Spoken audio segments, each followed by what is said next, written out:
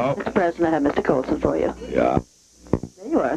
Hello? Yes, sir, Mr. President. Anything new on your front today? Well, I don't think beyond what I reported to you last night. We've been starting some mailing operations that I mentioned to you of some very good articles that have been generated to get those circulated widely.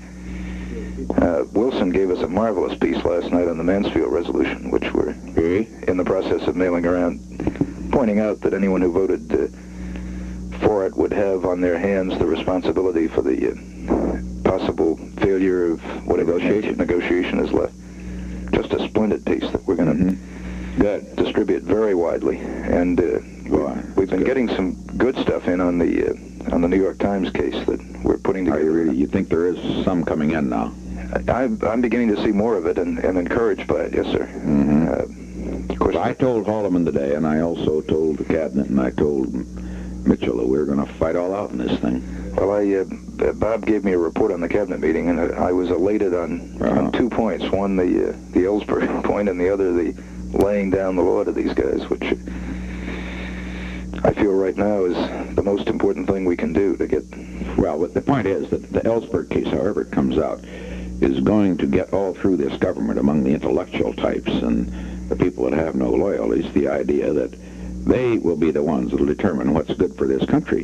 That's right. God damn it, they weren't elected, and they're not going to determine it that way. Well, and the other side of that problem, Mr. President, is that if you allow something like that to go unpunished, then you just encourage an unending flow of it. And, on the other hand, if you nail it hard, it helps to keep people in line and discourage others. That to me is... No, I consider this whole problem of making a martyr and all that sort of thing, and I just don't agree with it. You're not hearing too much of that on that side, are you? Or how much are you? Well, you'll hear some from the...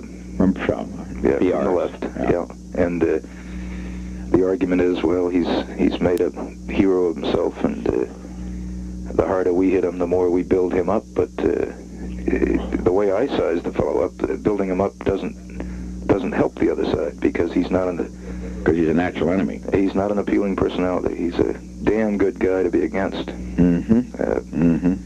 Now, we've had all sorts of reports, as you know, of his tie-in with other people. I think an awful lot of this will fall out.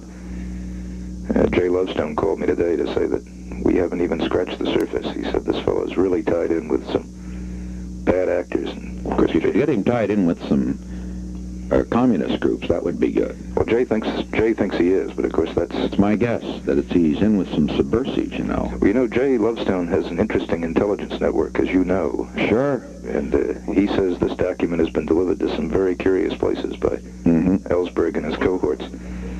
And Jay has never been wrong on this stuff. Right. He tends to be very hardline. He still his intelligence is good. His advice was, when you start digging, you're going to uncover a wealth of material that'll be helpful to us. Yeah.